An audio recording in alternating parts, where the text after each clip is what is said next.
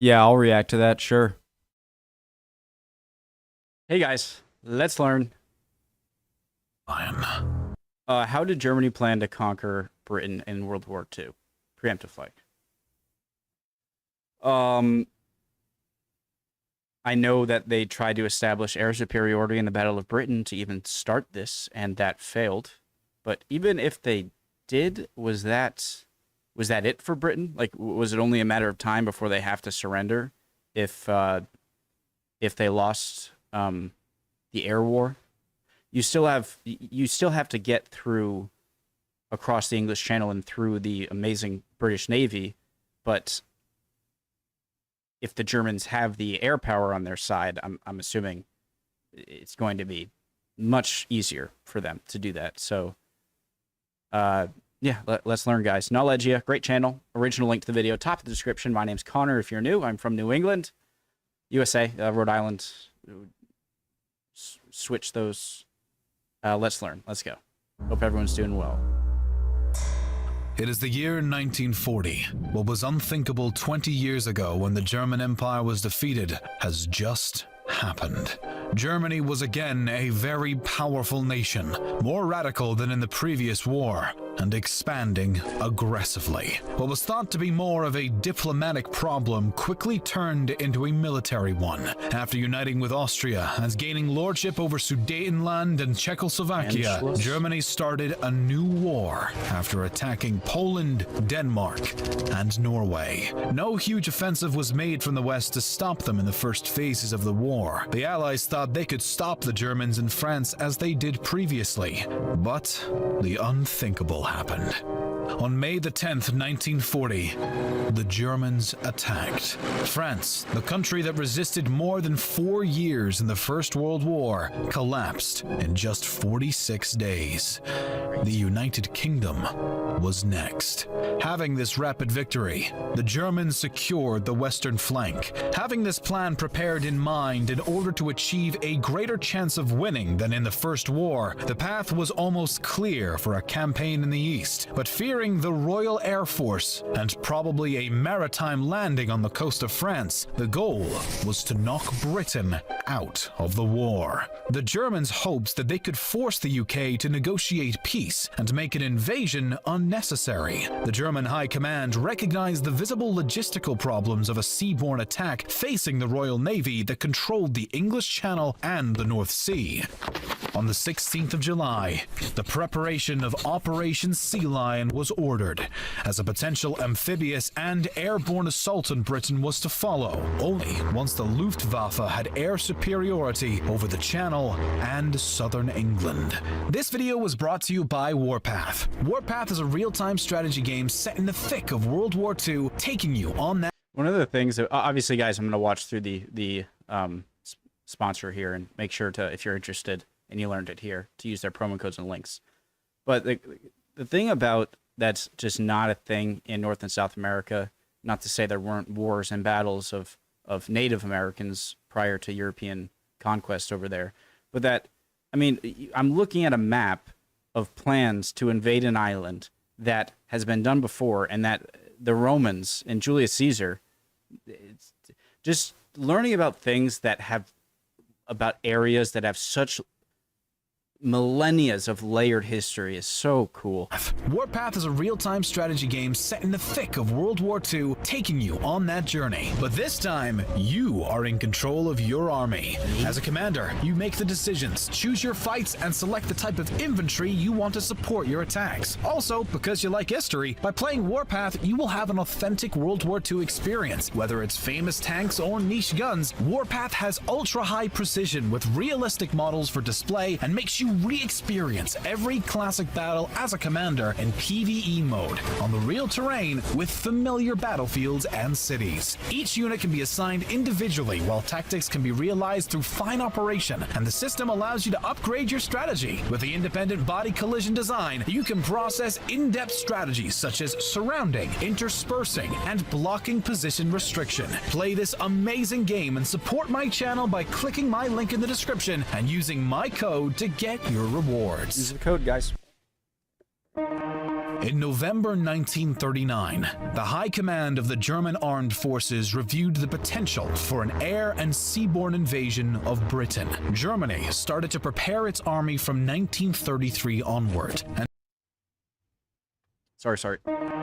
In November 1939, the High Command of the German Armed Forces reviewed the potential for an air and seaborne invasion of Britain. Germany started to prepare its army from 1933 onward, and even though the land troops at the beginning were superior and more prepared for war than the British troops, the German Navy was far behind the British Navy. The German Navy was faced with the threats of the Royal Navy's larger fleet, which could easily intervene in case of German invasion and crossing of the English Channel. Thus, the focus was put on air superiority as a necessary precondition for a possible invasion. But Not just larger fleet, but more experience in naval warfare, I'm sure would have been just as significant. the German Navy thought air superiority alone was insufficient for this kind of action. This stirred up debates and concerns. A study made in 1939 on the possibility of an invasion of Britain concluded that it also required naval superiority. The Air Force commanders agreed somehow that an invasion would be the final act in an already victorious war. The German supreme ruler discussed the idea of invasion on May 21st, 1940, meeting with Grand Admiral Erich Raeder, who spoke about the difficulties and his own preference for a blockade.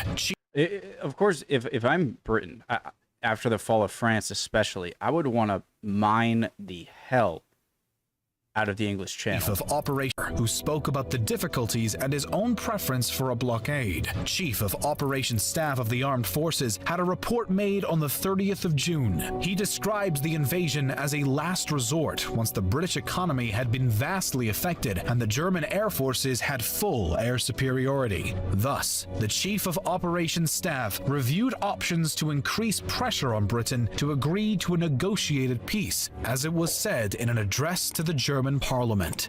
The goal was to eliminate the Royal Air Force by intensified air attacks against shipping and economic targets. The report said that if the Germans had control of the air and the British economy had been weakened, an invasion would be a last resort to an already defeated country. At a meeting, the Chief of General Staff of the Land Troops, Franz Halder, heard that the attention was turned to Russia. Halder met Admiral Otto Schneewind on the 1st of July, and they shared views without exactly understanding each other's position. They agreed on the idea of air superiority, and in doing so, making the invasion unnecessary. They also agreed that minefields and the German U-boats could limit the threat of the British Navy. Additionally, the Admiral expressed his opinion over the significance of... Or I guess mining if you're the Germans as well.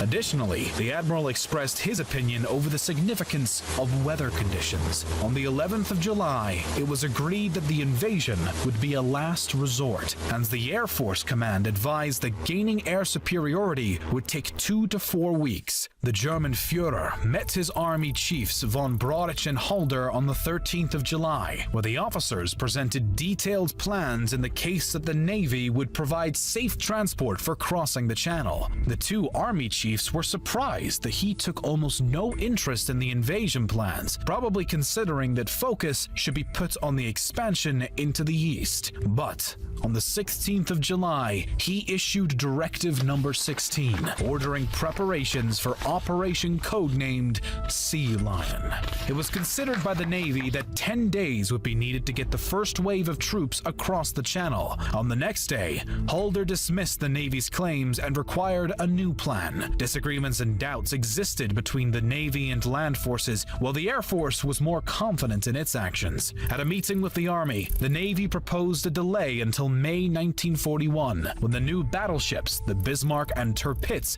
would be ready. The High Command thought about alternatives, including attacking the British bases in the Mediterranean and then focusing with their operations against England while remaining on good terms with the Soviets. The German Navy insisted on a narrow beachhead and an extended period for landing troops. The Army rejected these plans, fearing again the threat of a more superior Navy force. The Air Forces could begin a massive air attack in August. Another meeting was held between the Army and Navy chiefs on the 31st of July. The Navy said that the date of the 22nd of September was the earliest possible date and proposed a delay until the following year because weather was likely to be inopportune. But September was preferred because the British Army had started to grow in size. It was told to von Broich and Halder that the landing operation could begin 8 to 14 days after the air attack began. On the 1st of August, the Directive Number 17 was issued for intensified air and sea warfare. The German Army High Command originally planned an invasion on a vast scale by landing over 40 divisions from Dorset to Kent. This was far in excess of what the Navy could supply, and final plans were much more modest,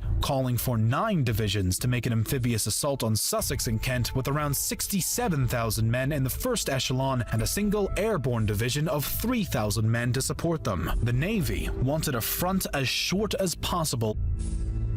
Admiral Rhode wanted a front stretching from Dover to Eastbourne and said that shipping between some French ports would be very exposed to attack from the Royal Navy. General Halder rejected this. Just like how the Allies didn't want to attack Calais because although it was too obvious, wouldn't Dover, from the German perspective, have the same problem? Be very exposed to attack from the Royal Navy. General Halder rejected this, saying, "From the Army's point of view, I regard it as complete suicide. I might just as well put the troops that have landed straight through the sausage machine." One complication was the tidal flow in the English Channel, where high water moves from west to east, with high water from Lyme Regis occurring around 6 hours before it reaches Dover. If all the landings were to be made at high water across a broad front, they would have to be made at different times along different parts of the coast, having the landings in Dover made 6 hours after any landings in Dorset. If landings were made at the same time, different landing methods should be created. The invasion was very risky, and the focus was put more and more on direct attacks by air and U-boats. Nevertheless, both the German Army and Navy undertook a major program of preparations for an invasion, training troops, developing specialized weapons and equipment, and modifying transport vessels. A large number of river barges and transport ships were gathered together on the Channel coast. Any simple idea about the crossing was dismissed by Rhode, and the Navy could. A large number of river barges and transport ships were gathered together on the Channel coast. Any simple idea about the crossing was dismissed by Rhode, and the Navy could not complete its preparations by mid-August. The heavy air attack was to begin early in August, and if it succeeded, the invasion was to start around the 25th of August before weather deteriorated. The main interest was the question of countering potential Russian intervention. Halder outlined his thoughts on defeating Russian forces. In the meantime, detailed plans were made to attack the Soviet Union.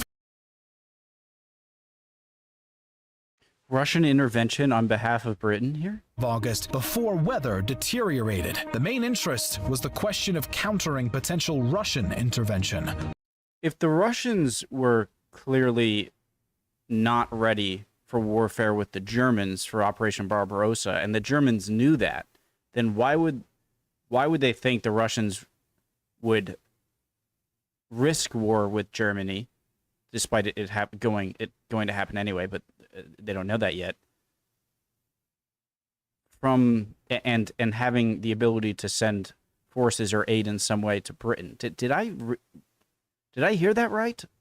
Halder outlined his thoughts on defeating Russian forces. In the meantime, detailed plans were made to attack the Soviet Union. From the 5th of August, subject to weather delays, the Luftwaffe was to overpower the English Air Force with all the forces at its command in the shortest possible time. Attacks were then to be made on ports and food stocks, while leaving alone ports to be used in the invasion, and air attacks on enemy warships and merchant ships may be reduced except when some particularly favorable target happens to present itself. In addition, the Air Force kept sufficient forces in reserve for the proposed invasion. The battle over Britain began in early July 1940, with attacks on shipping and ports in the Channel. On the 13th of August, the German Air Force began a series of concentrated aerial attacks known as Operation Eagle Attack on targets throughout the United Kingdom in an attempt to destroy the RAF and establish air superiority over Great Britain. The Germans attacked hangars, air bases, and radars, achieving mixed results. Some radar stations were damaged, and the attacks against the RAF stations had failed to... Yeah, here it was really difficult to damage the radar towers, or communication, whatever, the radar towers.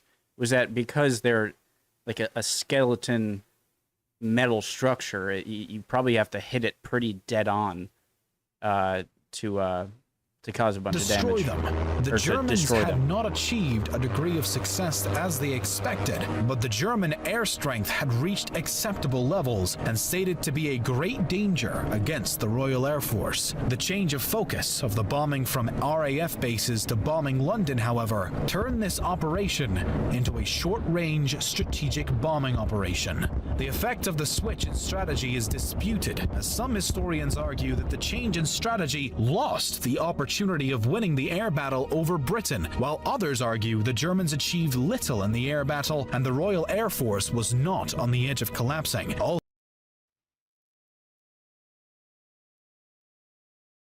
Yeah, I've heard that the Germans believed the air power of the UK to be stronger than it actually was, because of the fact that they were always ready and there because of their radar technology and knowing where it's coming.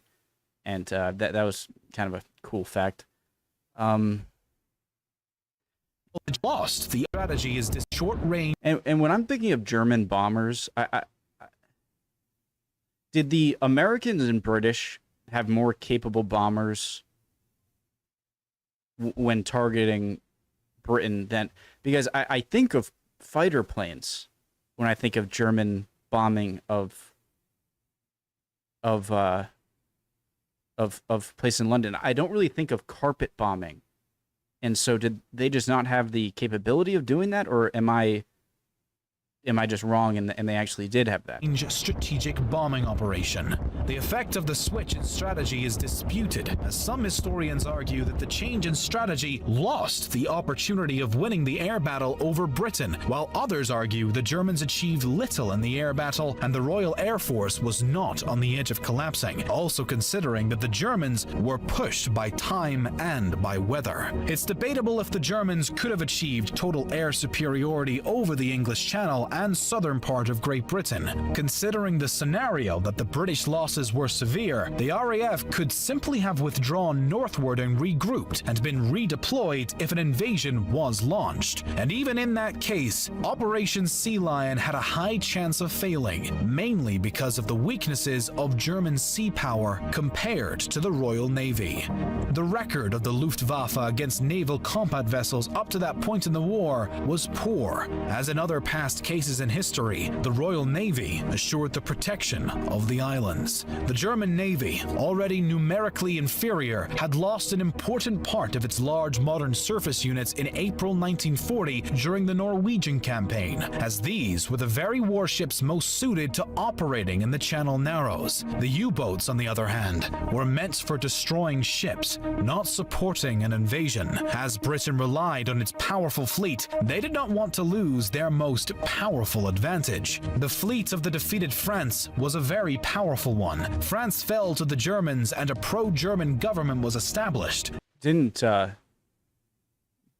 Britain have an attack on the French fleet in the Mediterranean because it fell into the German hands? Immediately, and wanted to show that they wouldn't hesitate to attack French ships and whatnot, just because France fell to the they were an ally, but now they're conquered. Germans and a pro-German government was established. Immediately, the British feared that Germany would use the French ships against them. This might have tipped the balance against Britain if it had been captured by the Germans. However, knowing this desperate situation, the British fleet attacked a large part of the French fleet that was based in North Algeria at Mers el Kabir. Oh, I thought it was in mainland France, or in... destroying many warships and killing more than 1,200 French soldiers. Jesus. The German forces did not achieve air or naval superiority at any point during the war, and both the German High Command postponed the invasion. I'm trying to think of the risk of doing that. Was there a risk? And it definitely showed the Germans that, like, they're not playing around. It's like, nope. We're not going to, not attack French material and troops just because we were allied with them. Until it was cancelled due to other military... The German High Command postponed the invasion until it was cancelled due to other military actions. Not only did the invasion not happen, but the Germans also failed to create an armistice with the United Kingdom to be sure of full peace in the West. The British were not seen as enemies by the German government, but as a country they could partner up with and a potential ally. One of the primary German foreign policy aims throughout the 1930s had been to establish a military alliance with the United Kingdom. And despite anti-British policies having been adopted as this proved impossible, hope remains that the UK would in time become a reliable German ally. The continued military actions against the UK after the fall of France had the strategic goal of making Britain give up and have an armistice with the Axis powers. Other ideologists hoped that after the victory against the Soviet Union, the British would accept a peace deal and maybe an alliance, but neither ever happened.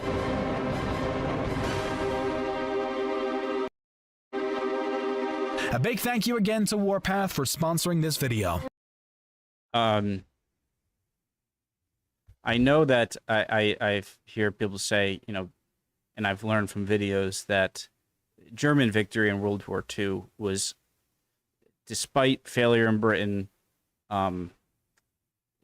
just not possible. Mainly because of lack of resources, mainly oil, and the Russians also just never giving up. But I wonder, like, if this was successful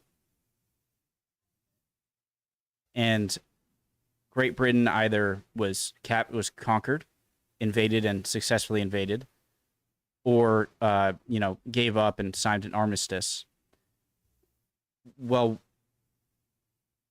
then would the Americans get into the war? Probably not. Would the Americans get into the war? Would a puppet government be put in place of Britain, and free Britain would relocate to Canada or US or something and somehow try and continue the fight there?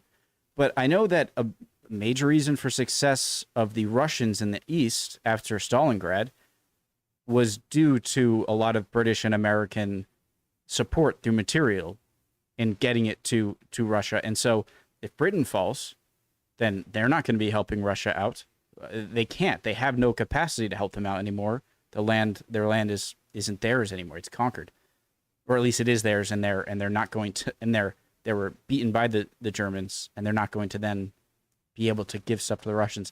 And then with the Americans, so I would imagine, and I'm kind of thinking of this as I'm asking the question, that perhaps there would be a free Britain as there was a free France, and as a lot of French, like de Gaulle or French leaders went to Britain to kind of continue their resistance from there, I'm assuming they would go to Canada or America and then just try and help the Soviet Union. Because how do you're not invading Northern Europe, you're not invading Western Europe, when maybe you can do it from the south, from the Mediterranean, you can invade through Italy or southern France or something like that, Greece.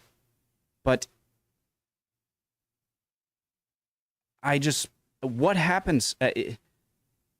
People act as if, like, well, look, the Russians are still gonna, but they won't have the same support.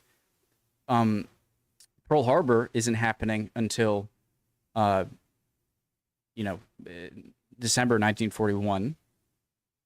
And even if, you know, at that point America declares war on Japan, how do you have an invasion force over the entire Atlantic without the unsinkable aircraft carrier that is the British Isles? I guess you could try and force Ireland in the war somehow, but I think they would be quickly subdued by Germany as well. I understand that there are a lot of other issues facing the Germans in World War II, but a lot of that had to do with the threat of invasion from Great Britain and a supplied Soviet force, which would be much less powerful if this happened. So I get it, but I also, are you sure Germany wouldn't have won if Britain fell? Thinking about all of those things I just said, I would guess there would be a lot of, if America was in the war at this time and an ally of Great Britain, then I think that's a much different story, because you could still fight in the Middle East, Northern Africa, and try and win there and supply the Soviets. But America isn't in it yet. And if they fall in 1940, Britain, how does this happen? I would love to see any comments down below, guys. Hope you're all doing well, and I'll see you guys next video. Bye, guys.